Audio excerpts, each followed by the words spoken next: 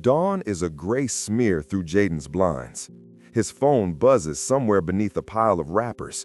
He slaps at it, hits snooze, pulls the blanket over his head. The room smells faintly of last night's takeout and old laundry.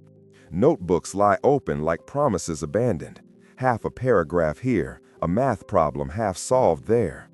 He rolls out of bed with his hair like a bird's nest and shuffles toward the mirror, blinking at a face that looks smaller than it should. Outside, the neighborhood breathes in the morning. A lawnmower, a dog barking, the distant chime of a school bell.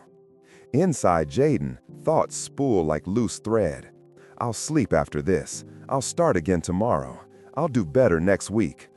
Each excuse feels comfortable, familiar. He slides into jeans, grabs a soggy cereal bowl, and runs for the bus with his backpack hanging on one shoulder. He's tired before the day begins. School corridors hum with lockers and laughter. Jaden drifts through class like a ghost with a schedule.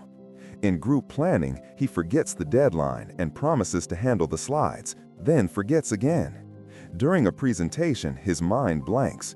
His voice peels off like loose tape. Later, in the cafeteria, steam rising from trays, Ava nudges him with a grin that doesn't quite reach her eyes. "Oh?" she asks. He forces a smile.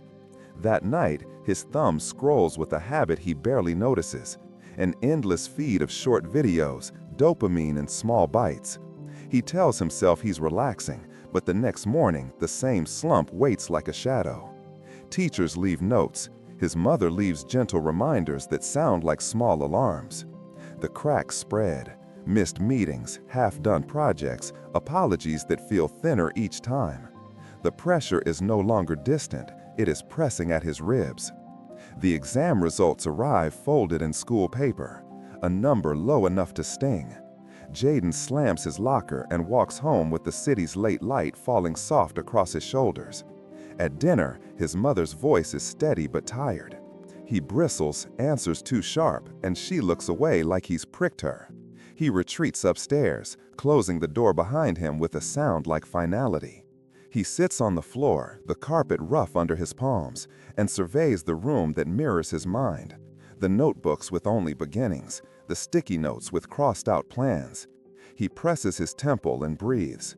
The words he's avoided surface uninvited. Why can't I fix myself? The thought lands like a stone. He feels hollow and heavy at once. For the first time, pretending no longer works. He is tired of trying and failing. The next day, Jaden walks to the town library seeking quiet, a place he hasn't visited in months. The library smells of paper and dust and a hint of lemon polish. Shelves tower like soft walls. In the back, an old man arranges returned books with slow ceremony. Mr. Harris is small and steady, with gentle eyes that have listened to many people's confessions. He notices Jaden's tense shoulders and offers a small nod. "You look like you've carried a lot," he says, voice like worn pages. Jaden shrugs, embarrassed. Mr. Harris pulls a tiny notebook from his cardigan pocket, plain, pocket-sized.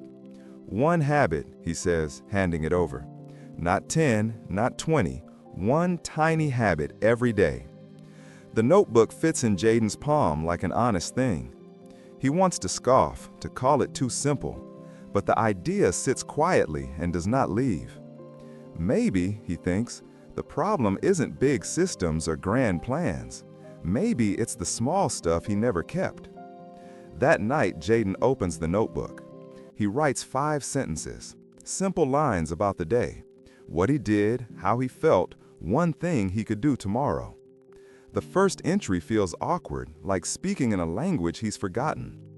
The second night he hesitates, then writes again. By the third night, he notices a pattern. The fear that wakes him at midnight is the same worry that makes him check his phone. The moments he feels calm are those when he made a small plan and kept it. The notebook becomes a mirror. The act is tiny, 5 sentences, no judgment. But with each entry, he learns to pause, to name a feeling instead of letting it swell unnamed. He begins to see triggers, late-night scrolling, skipping meals, saying yes to distractions. The habit teaches him awareness before action. He sleeps with less buzzing in his head. Weeks slide by, anchored by the notebook's quiet page. Some days Jaden writes with neat lines. Some nights he spills a messy paragraph in a rush. Once he forgets and scribbles before sleep, but he keeps going. He pairs the habit with simple actions: a 10-minute review in the morning, a quick tidy of his desk, a short apology to Ava when he snaps. The small work compounds. Ava notices the change and forgives him truly. His teacher notices a steadier presence in class and offers a nod that feels like recognition. Jaden's mind calms in small ways, less reactive, more able to hold focus. He still gets distracted, old pulls remain. But now there is a practice that brings him back, a ritual that says, notice, record, adjust. The habit is not a shield against difficulty, but a tool to meet it. One afternoon, Jaden reads through the first page he wrote and compares it to the newest entry. The early lines are a fog of excuses and fuzzy thinking. The new lines are clearer, kinder, more purposeful. He wakes earlier, not because of harsh alarms, but because his day has reason. He shows up for group work with small plans, and they finally get things done.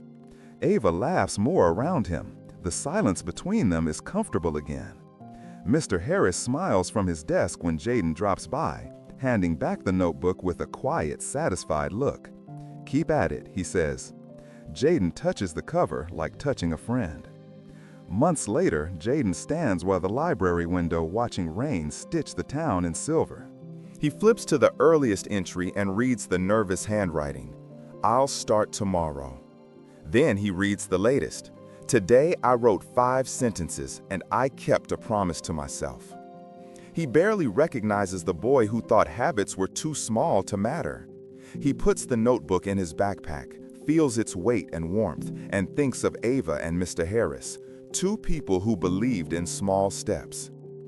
He steps outside into a life that is not suddenly perfect, but is steadier, fuller, and in his hands.